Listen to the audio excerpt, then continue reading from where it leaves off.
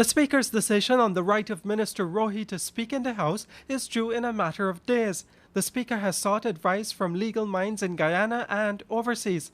At last Thursday's sitting of the National Assembly, Deputy Speaker Deborah Backer prohibited Rohee from introducing legislation in the House. That was 1 week after Trotman ended months of a dry spell for Rohee. Backer said her decision was based on the no-confidence vote in Minister Rohee.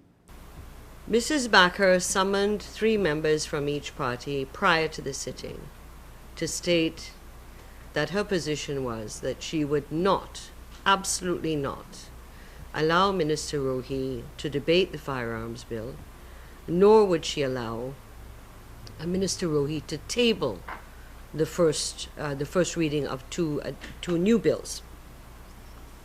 We raised our objections to this, and she made it absolutely clear that she was not going to budge from her position. When Clement James Rohee stands in the Parliament to speak, he stands on behalf of, at a minimum, 5,000 Guyanese citizens to speak on their behalf because they would have voted to give him a seat in that Parliament. So when you deny Clement Rohee from speaking, you are denying minimally 5,000 Guyanese of their legal right to have their representative that they choose speak on their behalf. The ruling People's Progressive Party, the PPP, has accused Backer of undertaking a coup in the House, since at the previous sitting, Trotman, as the substantive speaker, allowed Rohee to speak. PPP's Gail Teixeira accused the opposition of going against its own speaker. The bullyism isn't only against the opposition against the government. The bullyism is against the speaker too.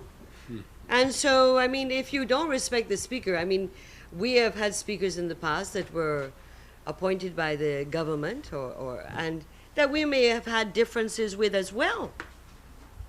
But we've never had this kind of mutiny on the bounty, what you saw on February the 14th. Trotman today said he would not be dragged into an argument about whether he would have allowed Rohee to introduce the Firearms Amendment Bill or not. All Trotman would say is that Backer had the full authority in the House, and that would have been the case, he indicated, whether she sat in as Speaker for an hour, half an hour, or even a minute. Trotman's ruling on the matter is due on before the end of the week. On February 7th, after being restricted to his seat for months, Minister Rohee was back on his feet in the House, despite the objections of the majority-controlled Assembly.